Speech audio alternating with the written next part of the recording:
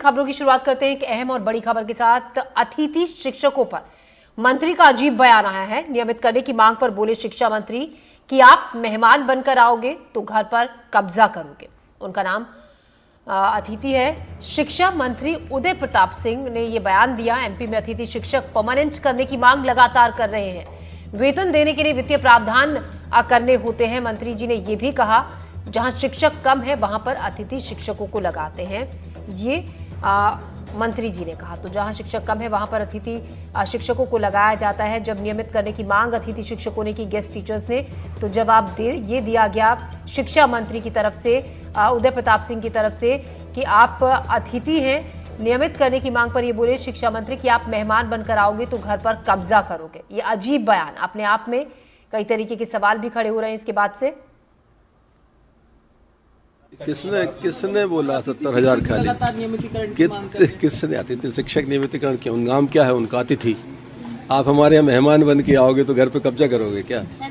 मेरा आपसे आग्रह ये है कि माननीय जो हमारे अतिथि शिक्षक हैं उनको शिक्षण व्यवस्था में जहाँ पर गैप है, जहाँ शिक्षक कम है, वहाँ उनको लगाया जाता है। अभी पिछले दिनों वो आए थे, हम लोग उनके साथ बैठक की थी और उनके जो 2-3 विषय हैं, महत्वपूर्ण विषय, उनको हम लोग उन पर काम कर रहे हैं, कार्रवाई कर रहे हैं। और हमारी कोशिश होगी कोई अतिथि शिक्षक लगता है तो उससे पूरा एकेडमिक सेशन उससे काम कराया जाए, क्योंकि वो भी हमारा एक बेरोजगार नौजवान है और उसके हितों की रक्षा सर्वोच्च प्राथमिकता हमारी है। क्योंकि हमारे स्कूलों के संचालन में अतिथि शिक्षक की महत्वपूर्ण भूमिका है और जब विभाग ये मानता है कि अतिथि शिक्षक हमारे लिए महत्वपूर्ण है, इसलिए उसको भी।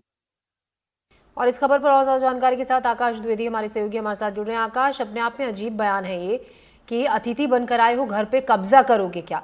और एक नियमित करने की मांग ही जो गेस्ट टीचर्स थे वो लगातार कर रहे हैं और इसका जवाब इस तरीके से, वो भी शिक्षा मंत्री की तरफ से। देखिए, स्कूल शिक्षा मंत्री ने मध्य प्रदेश के अतिथि शिक्षकों के नियमितीकरण की मांग पर दो टूक जवाब दिया है और इस बयान से यह भी स्पष्ट है कि मध्य प्रदेश के अतिथि शिक्षक जो नियमितीकरण की मांग कर रहे हैं वो पूरी नहीं होने वाली है, क्योंकि स्कूल शिक्षा मंत्री ने एक अजीबोगरीब बयान देते हुए कहा कि उनका नाम अतिथि है और उदाहरण भी दिया कि क्या आप हमारे घर मेहमान बनकर आएंगे तो क्या आप घर पर कब्जा कर लेंगे? ये पत्रकारों ने सवाल किया और इसी सवाल पर स्कूल शिक्षा मंत्री बिफरे हुए नजर आए। उनकी आवाज के अंदाज से आप इसका अंदाजा लगा सकते हैं कि वो किस तरीके से जवाब दे रहे हैं। दरअसल मध्य प्रदेश में अतिथि शिक्षकों की संख्या 70,000 के आसपास है और ये शिक्षक लंबे वक्त से अपने नियमितीकरण की मांग कर रहे हैं। बीते दिन भोपाल में जंगी प्रदर्शन देखने को मिला। बड़ी संख्या में प्रदेश के अलग अलग जिलों से अतिथि शिक्षक यहां पर जुटते हैं और प्रदर्शन करते हैं। बाद में स्कूल शिक्षा मंत्री के साथ बैठक भी हुई, कई मांगों पर सहमति बनी, लेकिन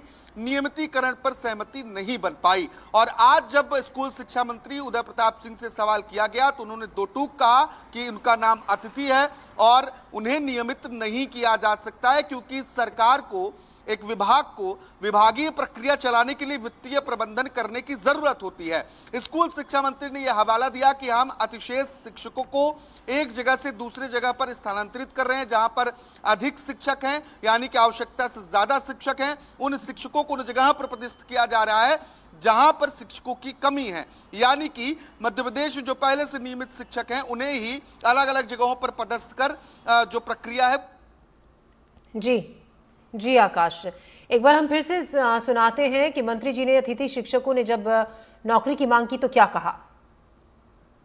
ने बोला 70,000 खाली?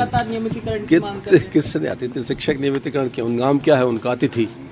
आप हमारे यहाँ मेहमान बन के आओगे तो घर पे कब्जा करोगे क्या?